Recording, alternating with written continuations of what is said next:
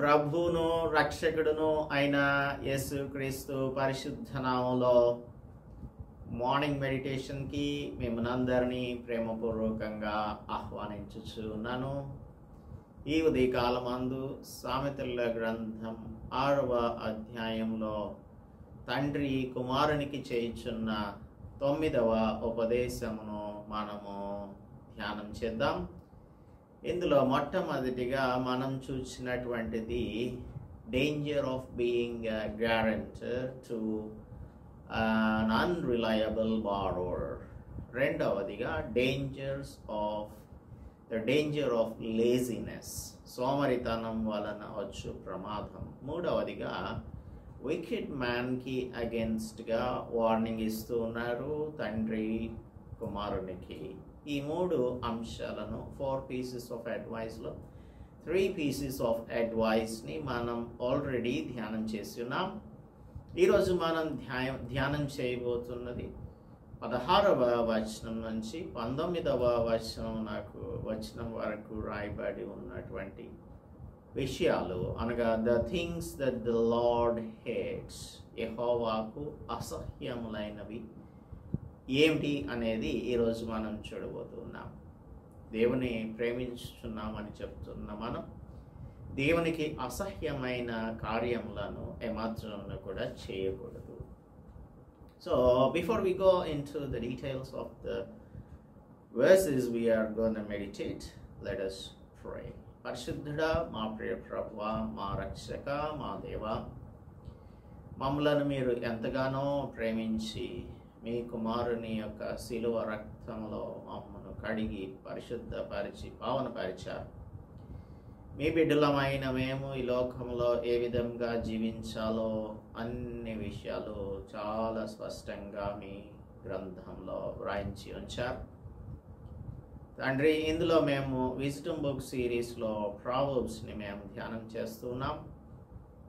మాకు ఈ ఉదయకాలమందు పరిశుద్ధాత్మ సహాయమును ఎప్పటి వల్లే మాకు అనుగ్రహించు అని మిమ్మల్ని వేడుకుంటున్నాము. మాతోనూ మా ప్రియులతోనూ మాట్లాడమని క్రీస్తు యేసు పరిశుద్ధ నామములో ప్రార్థిస్తున్నాం తండ్రి, ఆమేన్.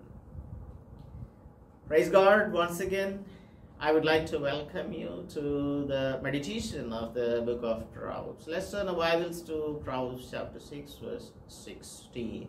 16వ వచనంలో చదువుతున్నాను. యెహోవాకు అసహ్యములైనవి 6 కలవు, 7 ఆయనకు హేయములు. సో ఇక్కడ ఏంటి 6, 7 అని అంటూ ఉన్నారు అని మనకు ఒక డౌట్ రావచ్చు. ఇదేంటంటే referencing A number followed by one more number is a common Hebrew literary pattern.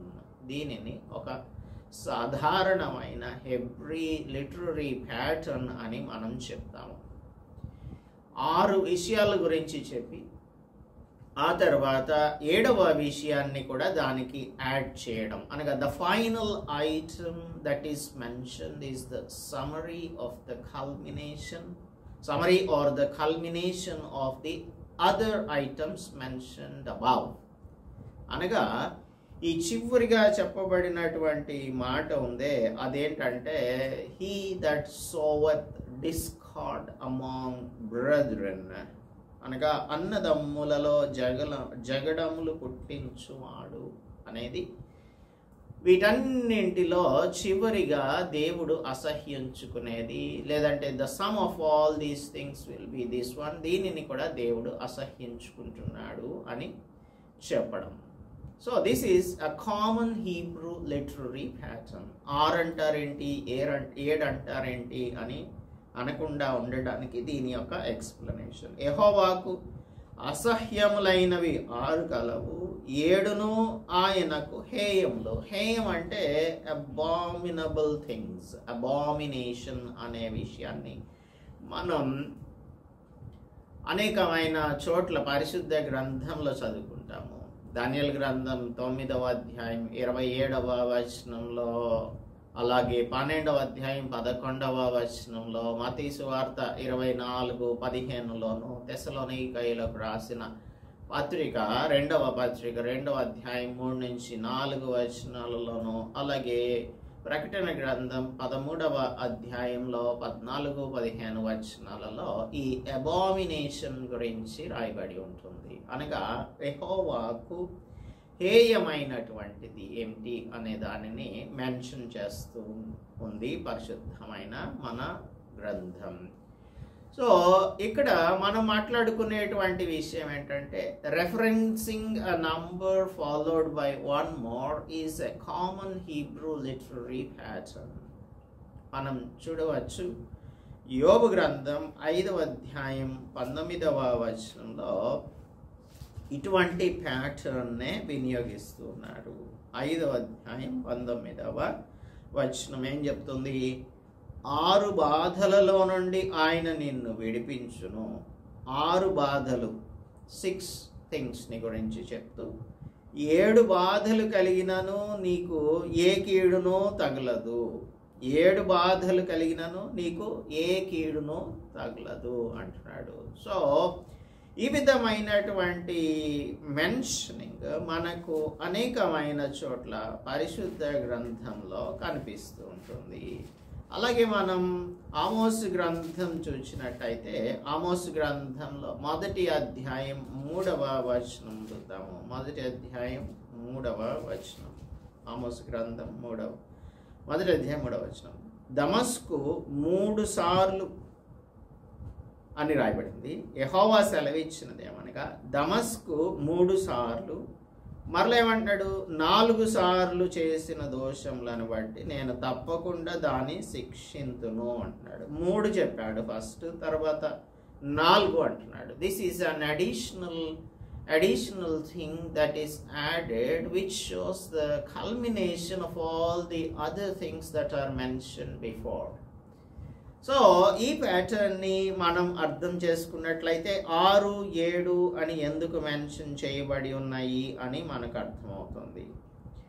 ఇప్పుడు మనకు రాయబడి ఉన్నటువంటి list of short list of sins, అన్ని పాపాలు ఇక్కడ రాయబడలేదు, కానీ ఒక short list of sins, or we can say the list of some sins are mention between verses 17 and 19.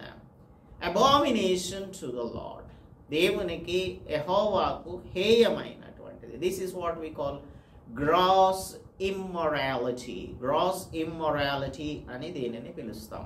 యెషయా గ్రంథం 61వ అధ్యాయంలో 8వ వచనంలో మనం చూసినట్టయితే 61:8లో, ఒకడు అన్యాయంగా ఒకని సొత్తు పట్టుకొనుట నాకు అసహ్యము. The Lord hates robbery and wrong things. ఆయన న్యాయం చేయుట యందు ఇష్టపడేటువంటి దేవుడు. సో హీ హేట్స్ రాబరీ అని ఐజయా 61:8 మనకు చెప్తుంది. అలాగే జకర్యా గ్రంథం 8వ అధ్యాయం 17వ వచనం, తన పొరుగు వాని మీద ఎవడును యోచింపకూడదు. దుర్యోచన, planning of evil in the heart against one another is abominable unto the Lord. ఇంకా అబద్ధ ప్రమాణము చేయనిష్టపడకూడదు. ఇట్టివన్నీ నాకు అసహ్యములు. These are things that the Lord hates.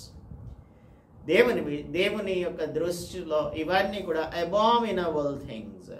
Revolution chapter 2 verse 6లో నికోలాయిటన్స్ ని గురించి రాయబడి ఉంటుంది. నికోలాయిటన్స్ 2:6, అయితే నీలో ఉన్నది, నికోలాయితుల క్రియలు నీవు ద్వేషించుచున్నావు.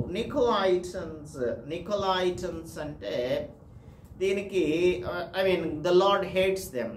దానికి దేవుడు నికోలాయిటన్స్ యొక్క డీడ్స్ని ఆయన accept చేయడు.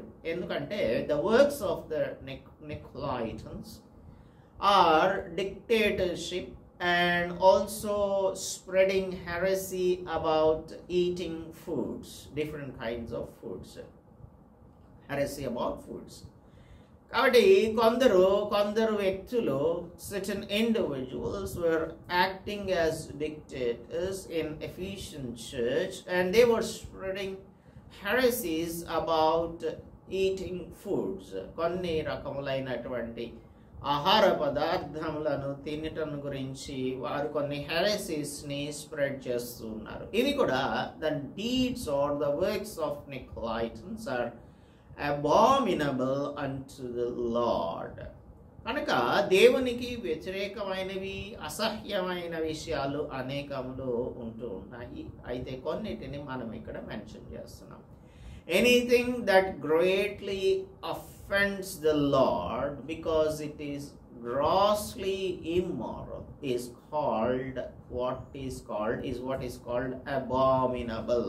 ఆయనకు హేయమైనటువంటి మహాశ్రమల కాలంలో అబద్ధ ప్రవక్త యెరూషలేము ఆలయంలో నిలువబెట్టు ఒక ఐడోలాట్రస్ ఇమేజ్ని అబామినేషన్ ఆఫ్ డెజోలేషన్, నాశనకరమైనది, అసహ్యకరమైనది అని రాయబడి ఉంటుంది. ఇందాక మనం మాట్లాడుకున్నాం కదా, దానియేలు గ్రంథం 9:17లోను, 9:27లోను, 12:11లోను, మత్తయి సువార్త 24:15లోను, తెస్సలోనికయులకు రాసిన 2వ పత్రిక 2వ అధ్యాయం 3-4 వచనాలలోను, అలాగే ప్రకటన గ్రంథం 13, 14, 15 వచనాల్లోనూ రాయబడి ఉన్నటువంటిది అసహ్యమైనది, నాశనకరమైన హేయ వస్తువు అని రాయబడి ఉంటుంది. ఈ 16వ వచనం మనకు చెప్పేది యెహోవాకు అసహ్యములైనవి 6 కలవు, 7 ఆయనకు హేయములు. ద్వితీయోపదేశ కాండం 16వ అధ్యాయం 22వ వచనం ప్రకారం యెహోవా విగ్రహములను ద్వేషించుతారు అని. God hates idols according to Psalm 45:7. God hates wickedness.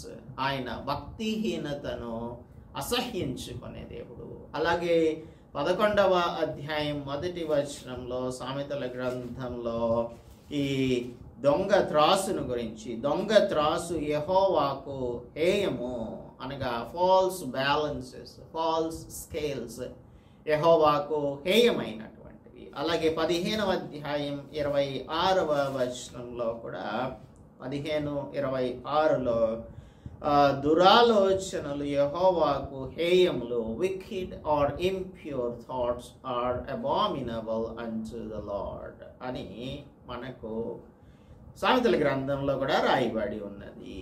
So the collection of 7 sins is also focused on how to treat others. ఇందులో మనకు మనలో ఉన్నటువంటి మన అవయవములన్నీ కూడా నీతికి సాధనములుగా ఉండాలి అని అంటున్నాడు. అలాగే ఇతరుల మీద కూడా ఫోకస్ చేసే విధంగా ఈ విషయాలను మనం అర్థం చేసుకొని వాటి నుంచి మనలను మనం దూరంగా ఉంచుకోవాలి అని దేవుని యొక్క వాక్యం మనకు హెచ్చరిక చేస్తుంది. సో ఇక్కడ మనం చూసేటువంటి 5 రకాలైనటువంటి పాపాలు ఏంటంటే, ఒకటి ద సిన్ ఆఫ్ యాటిట్యూడ్, అహంకార దృష్టి అని మనం మొట్టమొదటిగా చదువుకున్నాం కదా. అవేమనగా అహంకార దృష్టియు, కళ్ళలాడు నాలుకయు, నిరపరాధులను చంపు చేతులను, 4వది దుర్యోచనలు యోచించు హృదయమును, కీడు చేయుటకు త్వరపడి పరుగులెత్తు పాదములను, లేని వాటిని పలుకు అబద్ధ సాక్షియు, ఫైనల్గా అన్నదమ్ములలో జగడములు పుట్టించువాడును. ఇవన్నీ కూడా దేవునికి హేయమైనటువంటిది. అహంకార దృష్టి అనేది this is the sin of attitude, sin of attitude. కనుక ఒక యారోగెంట్, ఈగోటిస్టికల్, ప్రౌడ్ లుక్ అనేది ఇతరులను తక్కువ వారిగా చేసి చూస్తుంది. కనుక ఈ అహంకార దృష్టి ఎవరికి ఉంటుందంటే యారోగెంట్ పీపుల్కి ఉంటుంది. తర్వాత ఈగోటిస్టికల్ పీపుల్కి, ప్రౌడ్ పీపుల్కి ఈ అహంకార దృష్టి ఉంటుంది. ఇది వారి యొక్క యాటిట్యూడ్ ప్రాబ్లం. రెండవది ద సిన్ ఆఫ్ థాట్. ఇది 18వ వచనంలో దుర్యోచనలు యోచించు హృదయం, సిన్ ఆఫ్ థాట్, మన ఆలోచనలలో తప్పిపోవడం, పాపం చేయడం. మూడవదిగా ద సిన్ ఆఫ్ స్పీచ్, 17వ వచనం చెప్తుంది కళ్ళలాడు నాలుక. 19వ వచనం చెప్తుంది అబద్ధ సాక్ష్యం చెప్పడం, అబద్ధ సాక్ష్యం పలకడం. So sin of attitude number 1 అహంకార దృష్టి, సిన్ ఆఫ్ థాట్ దుర్యోచనలు యోచించే హృదయం, సిన్ ఆఫ్ స్పీచ్ కళ్ళలాడు నాలుక, రెండవదిగా అబద్ధ సాక్ష్యం పలుకుట, నాలుగవది ద సిన్ ఆఫ్ యాక్షన్ నిరపరాధులను చంపు చేతులు 17వ వచనం. అలాగే కీడు చేయుటకు త్వరపడు పాదములు 18వ వచనం. ఫైనల్గా 5వదిగా సిన్ ఆఫ్ ఇన్ఫ్లుయెన్స్ అనగా అన్నదమ్ములలో జగడములు పుట్టించడం. This is called influencing sin.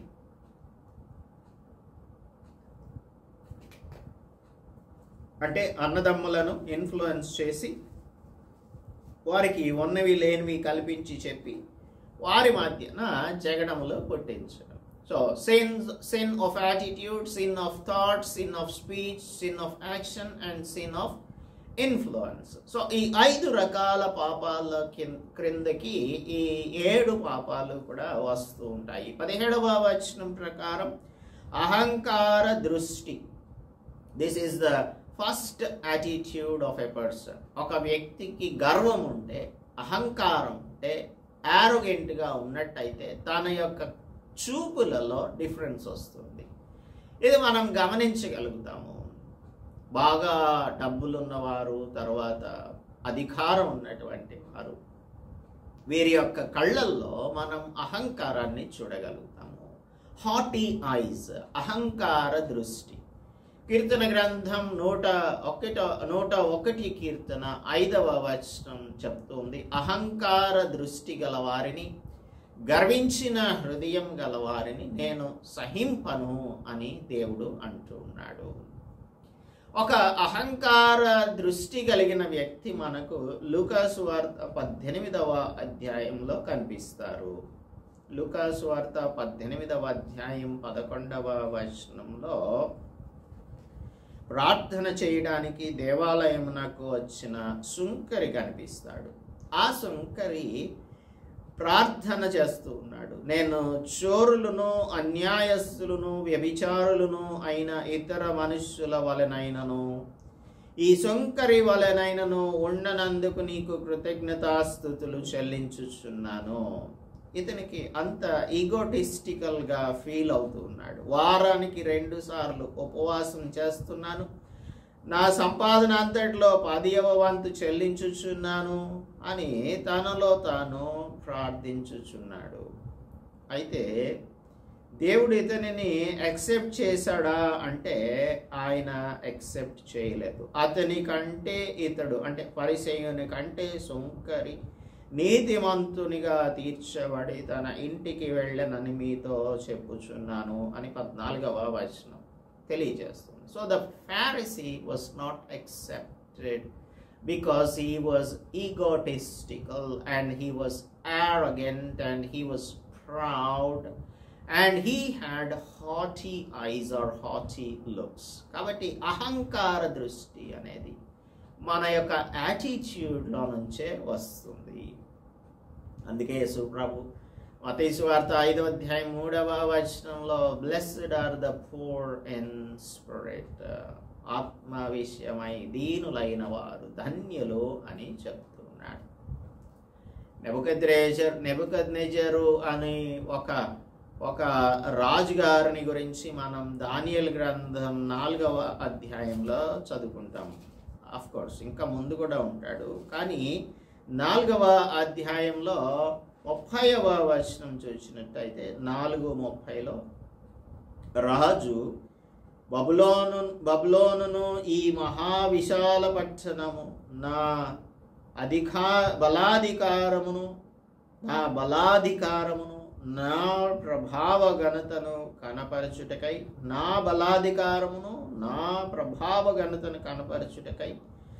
నా రాజధాని నగరంగా నేను కట్టించినది కాదా అని తనలో తాను అనుకున్నాడు, మనస్సులో అనుకున్నాడు. వెంటనే రాజు నోట ఈ మాట ఉండగా ఆకాశం నుండి ఒక శబ్దం వచ్చింది. రాజగు నెబుకద్నెజరు, ఇదే నీకు ప్రకటన. నీ రాజ్యం నీ యొద్ద నుండి తొలగిపోయాను, తమ యొద్ద నుండి మనుష్యులు నిన్ను తరిమెదరు. నీవు అడవి జంతువుల మధ్య నివాసం చేయుచు పశువుల వలె గడ్డి మేసెదవు. సర్వోన్నతుడగు దేవుడు మానవుల రాజ్యం పైన అధికారి అయ్యుండి ఎవనికి దానిని అనుగ్రహింప నిశ్చయించునో వానికి అనుగ్రహించిన నీవు తెలుసుకొని వరకు 7 కాలములు నీకు ఇలాగు జరుగును అని చెప్పాను. ఆ గడియలోనే అలాగున నెబుకద్నెజరునకు సంభవించెను. మానవులలో నుండి అతనిని తరిమిరి, అతడు పశువుల వలె గడ్డి మేసెను. ఆకాశపు మంచు అతని దేహమును తడుపగా అతని తల వెంట్రుకలు పక్షిరాజు రెక్కల ఈకెల వంటివియో, అతని గోళ్ళు పక్షుల గోళ్ళ వంటివియో ఆయను. See, this is what the Lord God had pronounced his judgment upon this proud king. కాబట్టి అహంకార దృష్టి కలిగినటువంటిది అది మన యొక్క యాటిట్యూడ్లోనికి రానివ్వకూడదు అని దేవుని యొక్క వాక్యం మనకు హెచ్చరిక చేస్తుంది. రెండవది కళ్ళలాడు నాలుక, అంటే ఆ లయింగ్ టంగ్, అబద్ధంలాడేటువంటి నాలుక. లయర్స్ అనేటువంటి వారు. వై డు వి లై? మనం ఎందుకు అబద్ధం ఆడతాము అనంటే because we are self deceived. All liars are self deceived. మనకు గలతీయులకు రాసినటువంటి పత్రికలో 6వ అధ్యాయంలో అపోస్తలుడు పౌలు చెప్తూ ఉంటాడు. 6వ అధ్యాయంలో 6వ అధ్యాయము 3వ వచనం చూద్దాము. ఎవడైనను వట్టివాడయ్యుండి, అంటే he doesn't have anything, any stuff ఉండదు. He doesn't have any stuff ఏముండదు.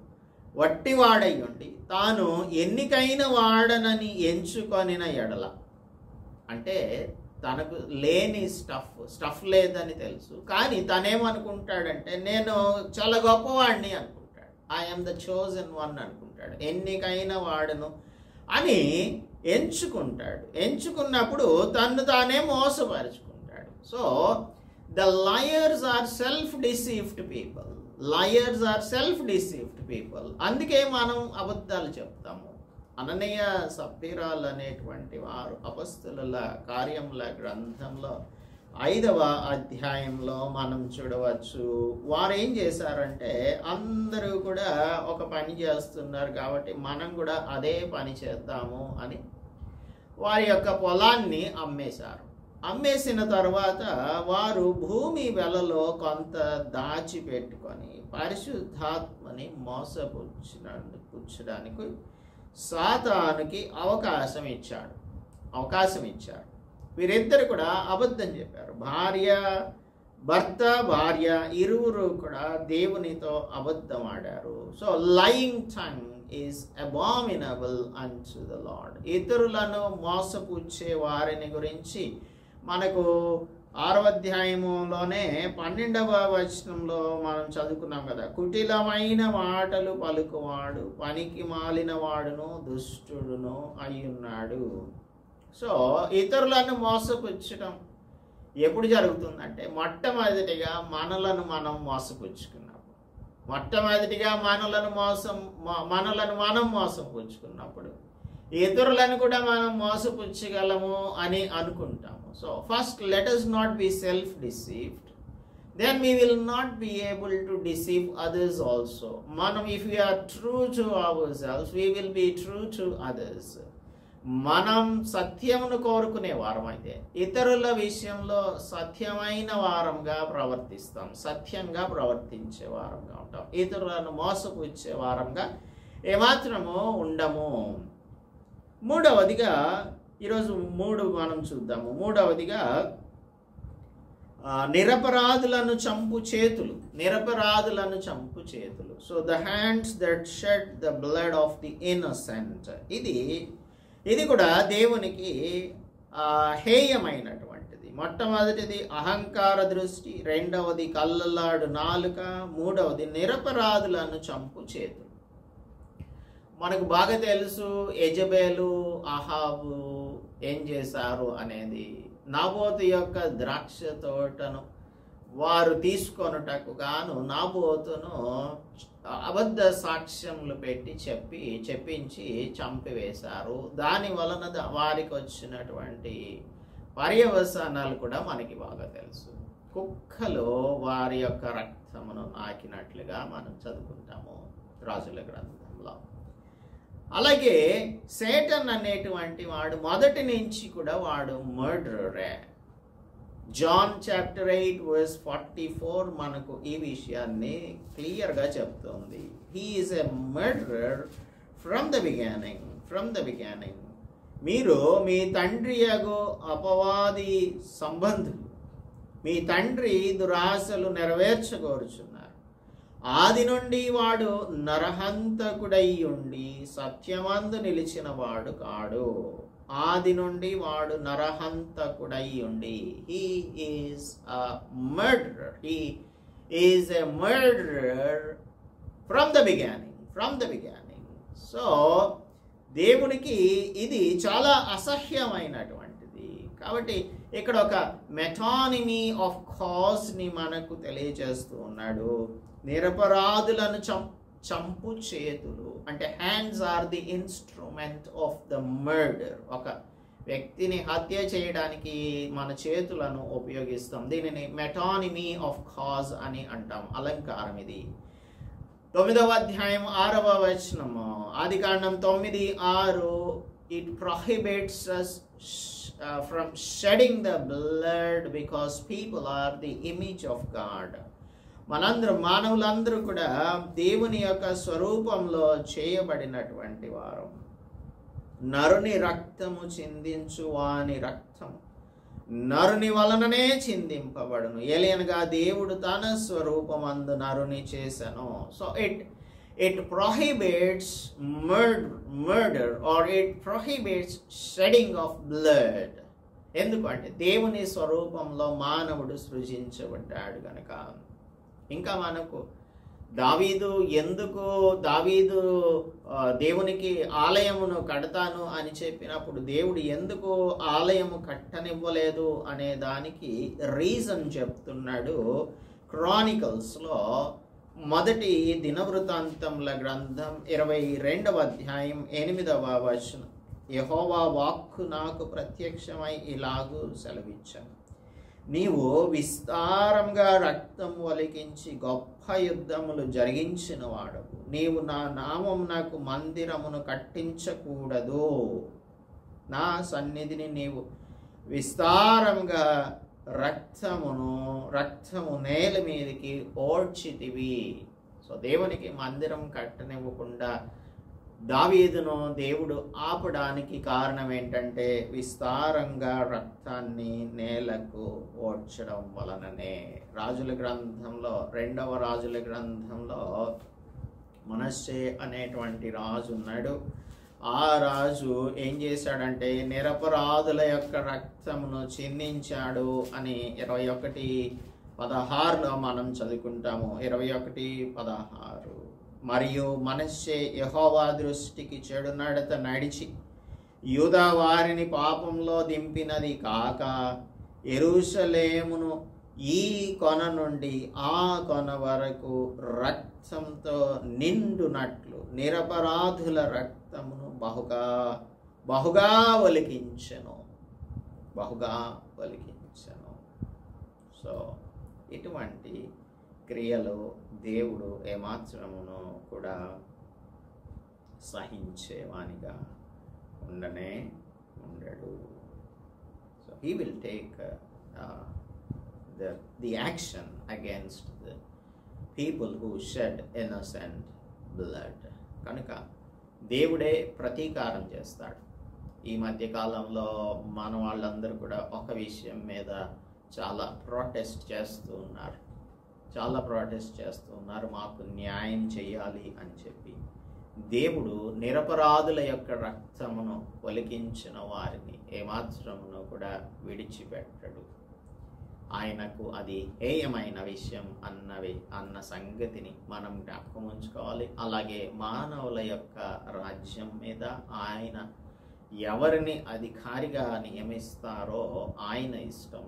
కనుక ఇప్పుడున్నటువంటి ప్రభుత్వమైనా ఏదైనా సరే మన దేవుడు నియమించినటువంటిది కాబట్టి ఆయన ఈ ప్రభుత్వాన్ని తీసివేయాలని అనుకున్నట్లయితే ఆయన తప్పకుండా తీసివేస్తాడు. ఆయనకు తెలియకుండా ఏది కూడా జరగడం లేదు అని క్రైస్తవులందరూ కూడా శాంతంతో ప్రశాంతంగా జీవించినట్లయితే దేవుని యొక్క నామానికి మహిమ కలుగుతుంది. మిగిలినటువంటి ఈ హేయమైన విషయాలు ఉన్నాయి కదా 4, ఇప్పుడు మనం 3 చూసాం, ఇంకా 4 మిగిలి ఉన్నాయి. వీటిని రేపటి దినమందు ధ్యానం చేద్దాం, ప్రార్థించుకుందాం. పరిశుద్ధుడా, మా ప్రియ ప్రభువా, మా రక్షక, మీరు మమ్మలను మీ స్వరూపంలో సృజించి ఉన్నారు. అంతేకాకుండా మమ్మలను మీ కుమారుని రక్తం చేత విమోచించి రాయల్ ప్రీస్ట్హుడ్గా చేశారు, రాజులైన యాజక సమూహంగా చేశారు, మీ సొత్తైన ప్రజలుగా మమ్మల్ని చేసుకున్నారు. మేమందరం కూడా మీ దృష్టిలో అంగీకారయోగ్యమైన జీవితములను జీవించాలని, హేయమైనవేవి కూడా చేయకూడదు అని మీరు మా నుండి కోరుకుంటూ ఉన్నారు. కనుక మీకు హేయమైనటువంటి సంగతులు ఏమిటో తెలుసుకొని వాటిని మేము చేయకుండా మీకు అనుగుణంగా జీవించగలగటానికి మాకును మా ప్రియులకును కృప చూపించమని క్రీస్తు యేసు పరిశుద్ధ నామములో ప్రార్థిస్తున్నాం తండ్రి, ఆమేన్. దేవుని నామానికి స్తోత్రం. అందరికీ కూడా వందనాలు. మన తండ్రి అయిన దేవుని యొక్క ప్రేమ, ప్రభు అయిన యేసు క్రీస్తు కృప, పరిశుద్ధాత్మ నిత్య సహవాసం ఇప్పుడు ఎల్లప్పుడూ మనందరికీ తోడుగా ఉండి దేవుడు మనకు అనుగ్రహించిన సమాధానం కలిగి జీవించడానికి ఆయన మన ఎడల దయ చూపించును గాక. ఆమేన్.